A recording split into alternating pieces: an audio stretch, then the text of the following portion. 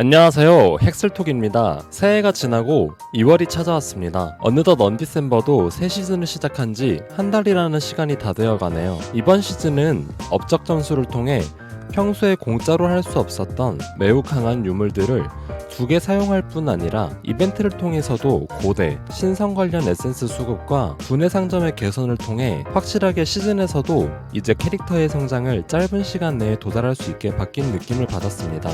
이번 시간에는 캐릭터를 강하게 만드는 다양한 기제들에 대해 설명하려고 합니다. 먼저 첫 번째, 강화 스킬입니다. 템버에는 다양한 강화 스킬이 존재합니다. 이 중에 대표적으로 많이 쓰이는 강화 스킬에는 근접 스킬의 경우는 투사의 분노를, 그리고 원거리 스킬의 경우 명사수를 많이 사용합니다.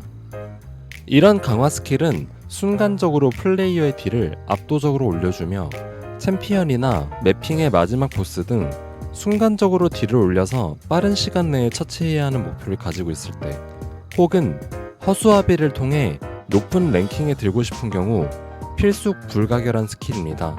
그렇다면 이런 강화 스킬의 효율을 더 올리고 또 더 자주 쓸 수 있다면 좋지 않을까요? 앞서 언급했듯이 순간적인 딜을 올려주는 스킬이기 때문에 링크적으로도 많은 투자를 할 가치가 있습니다. 우선 강화 스킬은 자체의 각인이 제일 중요합니다. 상황에 따라 쿨타임을 많이 감소시켜주는 각인이 존재하며 지속시간을 많이 올려주는 각인이 존재하기도 합니다. 본인의 상황에 따라 이런 각인의 선택은 달라지며 이후 언급되는 기제들이 부실할수록 쿨타임 감소 혹은 지속시간 관련 등으로 옵션을 각성하는 것을 추천드립니다. 각인이 완료되었다면 이번에는 링크에 대해 설명드리겠습니다. 시간 가속과 효과 시간 증가와 같은 링크는 기본적으로 강화 스킬의 지속시간과 쿨타임을 좋은 쪽으로 이끌어내기에 반드시 사용해야 합니다. 이 외에도 효과 시간 감소, 효과 강화 등을 통해 강화 스킬의 파워를 대폭 올릴 수 있으며 진보된 기술을 통해 강화 스킬 자체의 레벨을 올리거나, 그리고 토템 발동 트리거를 통해 토템으로 추가적으로 더 적에게 가하는 피해를 올릴 수도 있습니다. 이런 식으로 링크 설정을 통해서도 강화 스킬의 효율을 올릴 수 있지만 아이템을 통해서도 극대화시킬 수 있습니다. 투구에는 다양한 권능 옵션이 존재하는데 여기서 카프리의 전미어에는 강화 스킬의 룬 효과 증가, 아큘라의 권능의 전미어에는 공격 강화 스킬 룬 지속시간 증가, 그리고 아쿠벤의 권능에는 접두어에 강화 스킬 룬 쿨타임 회복 속도라는 옵션이 존재합니다. 해당 옵션들을 서펜스 에센스와 베스페르 에센스, 접두 탄생 에센스 등 다양한 에센스들을 통해 적재적소 잘 조합하여 제작한다면 강화 스킬의 가동률과 효과를 극대화시킬 수 있는 장비가 됩니다. 이런 장비들에 대한 제작법은 추후에 영상으로 따로 준비하겠습니다. 추가적으로 이전 영상에도 언급했지만 검은 보석 중에 집요한 성격을 통해서도 강화 스킬의 지속시간과 회복 속도를 높게 증가시켜주기 때문에 꼭 채용하시는 것을 추천드립니다. 예시로 강화 스킬에 아무 링크도 끼지 않고 투구도 장착하지 않은 경우의 딜입니다. 그 다음 링크만 설정한 경우의 딜은 이렇습니다. 마지막으로 투구까지 장착한 경우의 결과는 다음과 같습니다. 이렇듯 링크와 투구를 통한 강화 스킬의 효율 증가는 캐릭터의 DPS에 매우 큰 비중을 차지하기 때문에 제일 우선적으로 투자하셔야 되는 방향이라고 생각합니다. 두 번째, 적절한 성물의 사용입니다. 언디셈버에는 성물이라는 시스템이 존재합니다. 성물은 플레이어에게 영구적으로 효과를 주는 패시브 스킬과 적에게 저주를 걸거나 플레이어를 강화하거나 적을 공격하는 등의 액티브 스킬로 나뉩니다. 가장 추천드리는 조합은 플레이어를 강화시키고 추가적으로 플레이어에게 도움이 되는 패시브 스킬을 함께 사용하는 것이지요.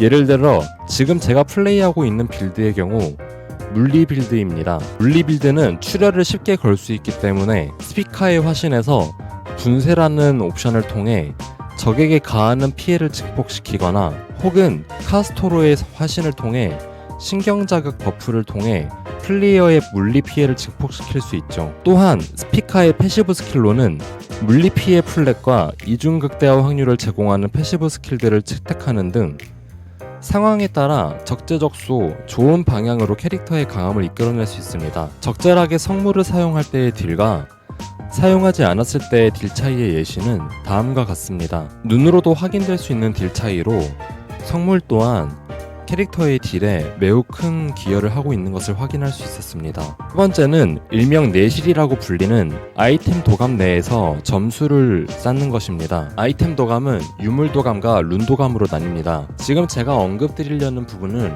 룬 도감에 해당합니다. 룬 도감은 플레이어에게 수집 점수에 따라 영구적으로 능력치를 부여하는데요. 특히 룬 슬롯과 룬 등급이 누적될수록 플레이어는 영구적인 성장을 할 수 있습니다. 룬 슬롯의 경우 누적 점수에 따라 능력치 옵션을 영구적으로, 전설 슬롯 점수로는 피해 증가와 피해 증폭을 받을 수 있습니다. 능력치 또한 조디악 혹은 반지 그리고 회 세팅을 하시는 분들이라면 특정 요구 능력치에 대한 압박을 받으실 텐데요.